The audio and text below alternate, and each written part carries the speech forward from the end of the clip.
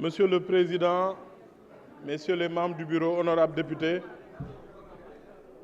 je voudrais remercier les honorables députés pour la pertinence de leurs questions.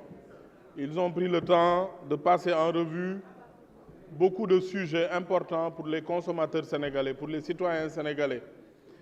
Ils sont passés sur des questions de sécurité du consommateur, des problèmes d'approvisionnement des marchés, des problèmes relatifs aussi à la stabilité des prix, mais aussi l'appui aux petites et moyennes entreprises, en passant aussi par la promotion et la valorisation des produits locaux.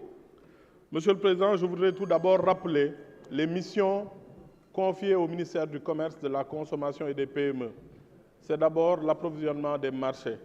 Souvent, on parle de prix, c'est vrai, mais nous oublions que quand il y a inflation, quand il y a crise, le premier réflexe, c'est de faire en sorte que nos marchés soient approvisionnés. Je vous rappelle qu'ici, en 2022, lors de mon passage en séance plénière, je vous avais dit qu'il y a beaucoup de pays, notamment des pays développés, où dans les commerces, il y avait un rationnement sur l'approvisionnement des ménages. Lorsque vous achetez de l'huile, on vous demande de ne pas dépasser 2 bouteilles d'huile. Lorsque vous achetez du riz, on vous demande de ne pas dépasser 5 kilos pour un ménage. Ainsi de suite, ainsi de suite. Et durant toute cette crise, depuis 2020, depuis l'avènement de la Covid, la guerre en Ukraine et cette phase d'inflation très forte dans le monde, Dieu merci, nous n'avons pas connu ces difficultés au Sénégal parce que, comme l'a dit tout à l'heure le président Abdou Mbow, le gouvernement du président Macky Sall a été prévenant. Nous travaillons nuit et jour pour ne pas avoir de rupture de stock au Sénégal. L'autre mission du ministère en charge du commerce, de la consommation et des PME, c'est la sécurité des consommateurs. L'honorable député Guy Marius Sagna l'a indiqué tout à l'heure en parlant de serviettes hygiéniques. Je découvre que c'est un grand spécialiste des serviettes hygiéniques.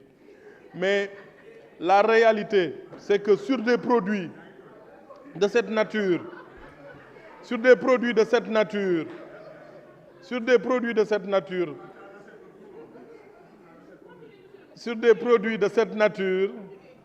comme sur les produits alimentaires ou d'autres produits, par exemple, les fiches qu'on utilise, les câbles électriques, il y a toujours un contrôle qui est opéré et je reviendrai sur le sujet tout à l'heure.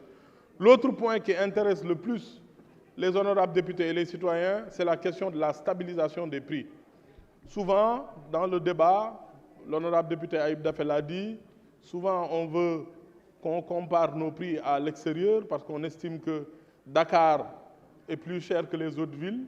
Mais quand Dakar est moins cher, quand le prix du riz est moins cher à Dakar que dans les capitales voisines, on ne veut pas qu'on fasse cet effort de comparaison. Eh bien, honorable député, nous ferons cet effort de comparaison. Comparaison n'est pas raison, mais la comparaison permet de mieux comprendre les phénomènes économiques.